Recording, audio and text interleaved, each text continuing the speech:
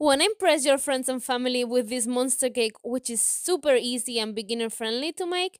If so, follow this video along and I'll teach you how you can make your own. For the cake itself, you can use any flour based cake you want. If you want to check the exact recipe I use, please look at my previous video.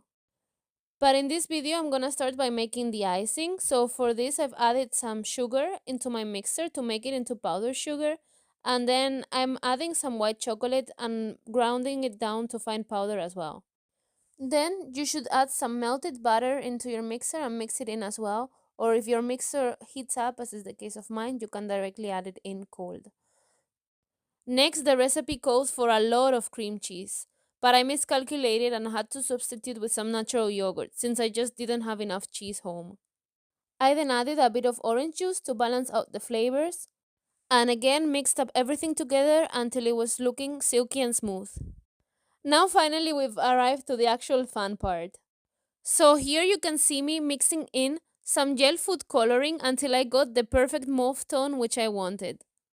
Then I spread my frosting all over the cake, on the top and also on the sides using a butter knife.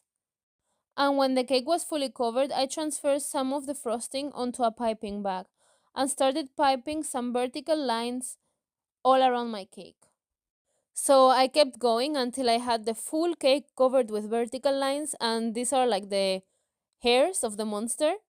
And then I moved on to preparing its little teeth. So for this, I used white chocolate and just cut it into triangular shapes and arranged these little triangles forming like a toothy smile.